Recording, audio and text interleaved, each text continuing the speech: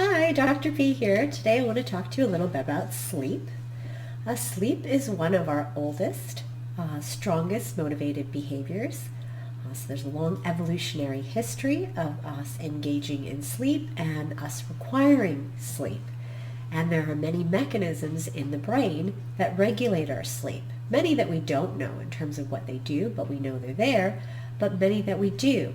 And why do I want to talk to you about sleep now? Well, because this pandemic has proven to be extremely challenging, and several people have been specifically most challenged in the way in which their sleep has been severely disrupted. And this is children and adults that are suffering from sleep disturbances. And this is actually to be expected, given that our emotional centers are also tied to our sleep centers. But there are many other changes that have come as a result of this pandemic that are also contributing to impaired sleep in individuals. So I think just a little bit of background on our sleep cycle will sort of help you to understand why our sleep cycle has been disrupted by the pandemic and how these disruptions are actually contributing to impaired sleep, and then some little suggestions for how to improve sleep quality, because we can still do that, right? The whole goal is to try to identify an issue, figure out a solution, tackle it with something that can be done, right? So what we've noticed is, well, typically we go down to sleep, and sleep will occur for many people anywhere ranging from a couple minutes to a couple hours from the time that they get into bed. And anytime you're struggling with falling asleep, we say that that's creating a disruption in your ability to transition to sleep. So that would be kind of a sleep onset disorder or impairment. And typically sleep onset impairments are found in individuals who struggle from being able to calm their systems down sufficiently to be able to fall asleep. And the reason for that ties to the underlying mechanisms associated with our sleep function. Our brain transitions through different cycles of these sleep-wake cycles during our sleep, from our wake to our sleep. And the sleep-wake cycles that are associated with being fully awake have us in a very aroused state. And falling asleep requires us to go through different stages of calming to allow us to enter into our first stage of sleep, which would be our stage 1 sleep. So while it's not a very restful sleep, and it's one in which we can very quickly and abruptly be pulled out of, stage 1 sleep from full wake state requires a certain degree of calming. And then we sort of transition through different stages of sleep from stage 1 to stage 2 to stage 3 to stage 4, and then into what we call our REM sleep, rapid eye movement sleep, or otherwise referred to oftentimes as our REM and our dream sleep, right? Because during our REM sleep we dream, and we can have very vivid dreams. And while we know that there's this difference between these two different phases of sleep, those that we call our stage 1 through stage 4, which is our slow wave sleep, and our REM sleep, we're not quite sure the significance of either or. Some studies suggest that we need a lot of slow wave sleep, or those stages 1 to 4, to restore our bodies and repair ourselves from injury, while we need that REM sleep to help us to be able to consolidate new learned information. Now, there's not a robust amount of evidence to support that either of those stages are convincingly attached to those particular types of behaviors, but we do know that we need to sleep. And we do know that sleep is one of the essential functions that we absolutely cannot stop ourselves from doing. So even if we want to go on a sleep strike, and we say, I am not going to sleep until I get X, eventually we'll fall asleep. So we clearly know that while we can starve ourselves and we can refuse to drink, we cannot refuse to sleep. Eventually our bodies will transition into sleep regardless. So we definitely know for that reason alone that sleep is an essential behavior that all of us need to engage in. We're just not quite sure why. So while some people struggle with being able to fall asleep, and I call those sleep onset issues, other people suffer from being able to not stay asleep. So they can fall asleep really easily. So those are the people that get into bed and then 2 hours later they're abruptly woken and they don't know what woke their sleep. Typically, people that suffer from those issues of not being able to stay asleep are people that have problems transitioning from those different stages of sleep. And they tend to be very easily woken when we move from slow wave sleep to REM sleep throughout the night.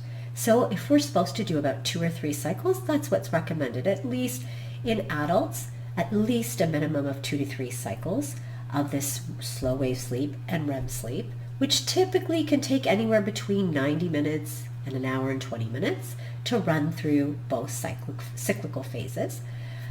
And that varies. Some people have shorter cycles. They have shorter cycles of slow wave sleep and shorter REM cycles, so then their overall total phase of sleep, which I would call 1, 2, and 3 phases, is shorter in some individuals. But typically, we recommend about 6 hours of sleep a night in adults, at least a minimum of 8 hours sleep in children. And something else that interestingly happens is that we switch our patterns. So our frequency of time spent in these various different stages changes as we go through the night. And the notion is that with each cycle, we're supposed to be able to get into deeper and deeper sleep.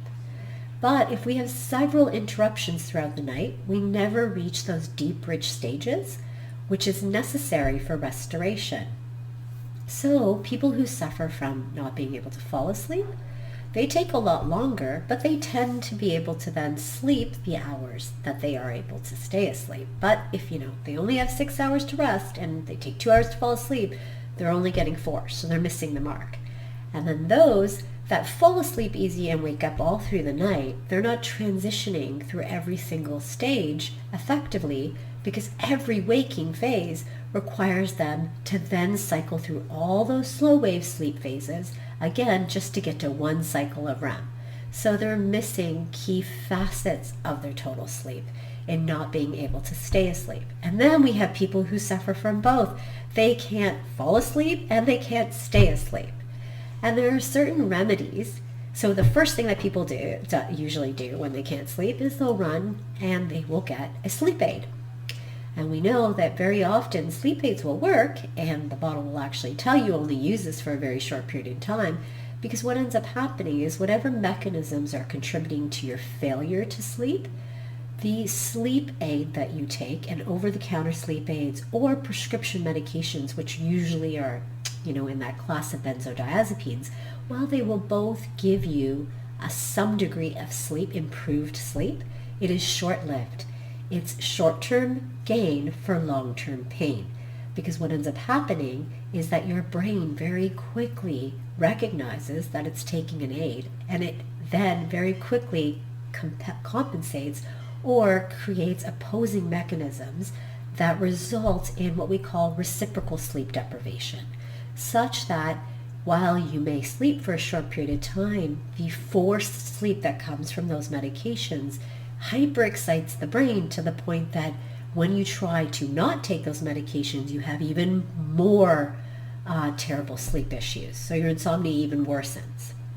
So while it seems like, oh my gosh, this is terrible, and there's absolutely no hope to be gained, that is not true. There are quite several remedies that are very successful in helping to promote sleep for those who suffer from either onset issues or abilities to remain asleep.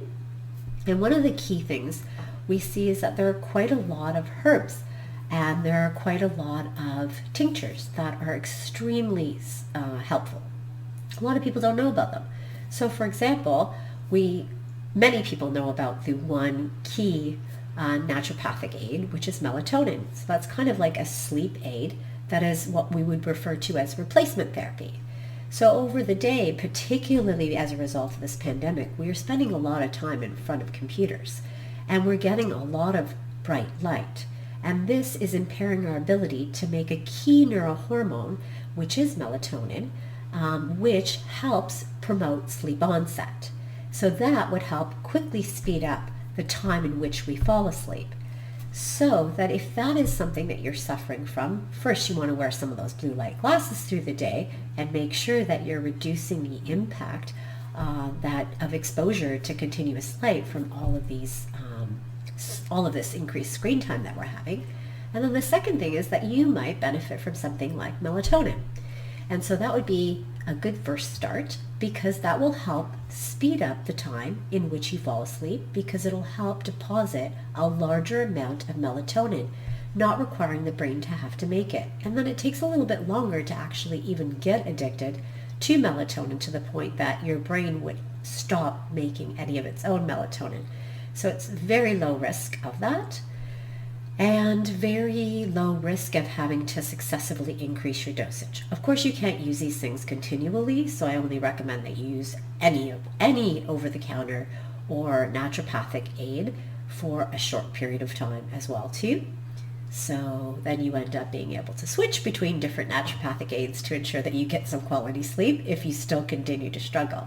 Another really great sleep aid for promoting continuous sleep, so those who don't suffer from starting to be able to fall asleep but they can't stay asleep, are things like hops. So hops can be found in various different types of beverages that are alcoholic, typically beer. Beer has hops. And hops, though, in a refined form that you can take as a very refined chemical sort of tincture, ends up being really helpful. And then some people find that valerian, actually, which is another sleep aid that you can take, it's a naturopathic sleep aid.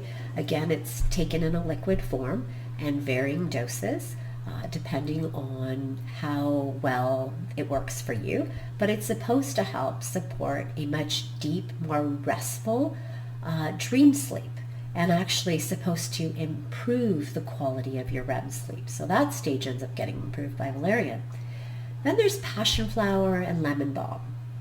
Those tend to be very helpful in helping to improve the onset of sleep, because they're overall autonomic, so your entire arousal system tends to be far more balanced and far more relaxed using lemon balm and passion flower. So usually you're taking those about an hour before you're expected to fall asleep, and you can use anywhere between 5 and 33 drops of either or of those tinctures, and put in a glass of water, a sip of water, because it's not that much actually, and take it, and within an hour you should be able to fall asleep just fine.